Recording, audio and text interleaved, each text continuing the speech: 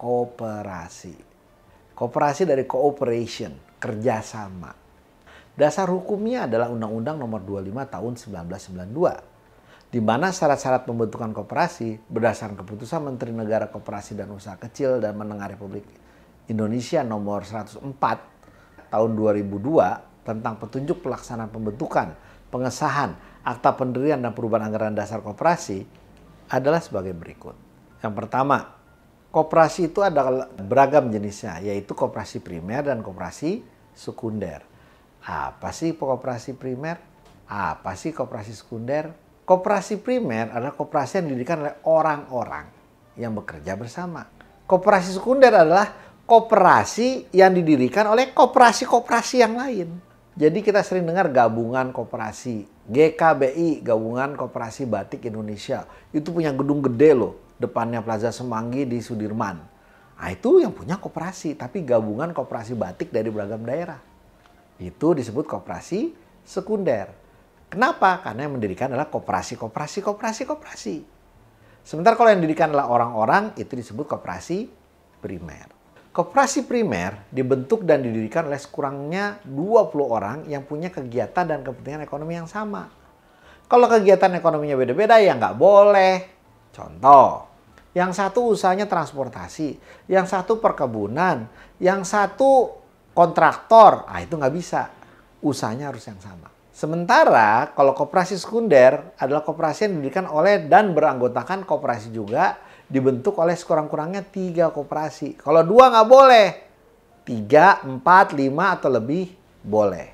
Ingat kalau primer yang mendirikan orang. Nah, pendiri koperasi primer adalah warga negara Indonesia yang sudah dewasa. Jadi anak-anak nggak boleh. Nah, usaha yang akan dilaksanakan oleh koperasi harus layak secara ekonomi, harus bisa dikelola secara efisien, dan harus mampu memberikan manfaat ekonomi yang nyata bagi anggota. Maksudnya manfaat ekonomi apa? Maksudnya adalah penghematan. 1, biaya jadi lebih murah karena kita yang punya sendiri truknya. Lalu truknya ya udah pakai sesuai penggunaan aja, yaitu ganti bensinnya. Selesai. Atau nanti pun kalau ada uang berlebih, itu dibagikan kepada anggota sebagai keuntungan bersama. Nah, selanjutnya, modal sendiri itu harus cukup tersedia untuk mendukung kegiatan usaha yang akan dilaksanakan oleh koperasi.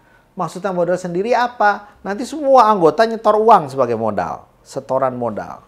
Setoran modalnya harus cukup. Contoh, untuk mengoperasi satu usahanya, misalkan penyewaan truk atau penyewaan pick up, itu butuh punya mobil pick up. Lalu mereka melakukan pembelian dengan kredit. DP-nya anggaplah 10 juta. Angsurannya 1 juta per minggu atau sebulan itu 4 juta. Berarti modal yang tersedia harus berapa itu Bapak Ibu? Ditambah dengan sewa gedung, tempat lokasi naruh barangnya dan segala macam. Minimal harus punya 20 juta. Maka setoran modalnya harus 20 juta. Kalau nggak jalan kegiatan operasinya. Nah ini hitung-hitungan dan logikanya itu harus ada dan jelas. Yang selanjutnya adalah memiliki tenaga terampil dan mampu untuk mengelola koperasi. Jadi dia bisa menggaji orang, dia punya pengurus dan pengurus ini harus terampil. Namun ada juga hal-hal yang harus diperhatikan dalam pembentukan koperasi. Nah ada hal penting yang harus dipahami ya.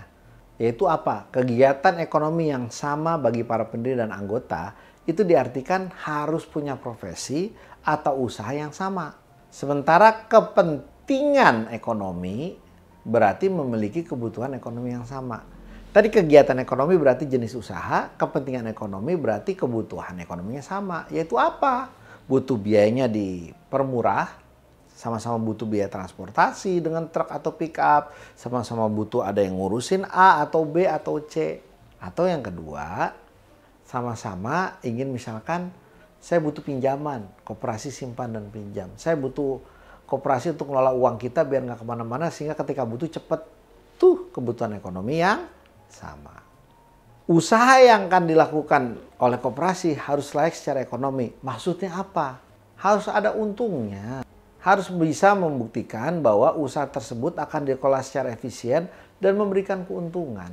Kalau cuma buat rugi maka koperasi nggak boleh didirikan. Dan modal sendiri harus cukup tersedia karena kegiatan usaha yang akan dilakukan oleh koperasi itu butuh modal untuk menjalankannya. Dalam menjalankan sebuah usaha, maka ditanya, posisi keuangan kamu kayak gimana? Hutang kamu berapa, modal kamu berapa, aset kamu bagaimana? Jadi ada aset, semua barang-barang yang kita miliki, lalu ada hutang, dan ada modal. Aset di sebelah kiri, hutang modal dijadiin satu sebelah kanan. Untuk punya aset, itu bisa beli dari hutang atau dari uang sendiri alias modal. Nah, disebutkan, bagi pendirian koperasi, neraca permulaan dan tanda setor modal minimal itu harus 5 juta rupiah bagi koperasi primer dan 15 juta rupiah bagi koperasi sekunder yang semua berasal dari simpanan pokok, simpanan wajib, atau hibah. Namun khusus untuk koperasi simpan pinjam atau KSP yang kerjaannya ngasih pinjaman, itu harus disertai juga dengan lampiran surat bukti penyetoran modal sendiri minimal 15 juta rupiah bagi koperasi primer dan 50 juta rupiah bagi koperasi sekunder berupa deposito pada bank pemerintah. Kenapa harus begitu?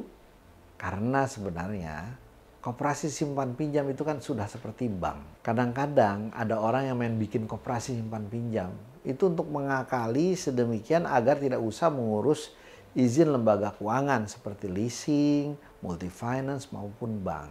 Nah, kalau dia ada pengumpulan uang dari masyarakat dan dia kabur, kenapa? Karena dia nggak punya modal. Wah, itu bahaya. Maka syarat harus punya modal minimal ini penting sekali. Sudah banyak kasus seperti itu. Cipaganti. Sudahlah, saya nggak mau bahas.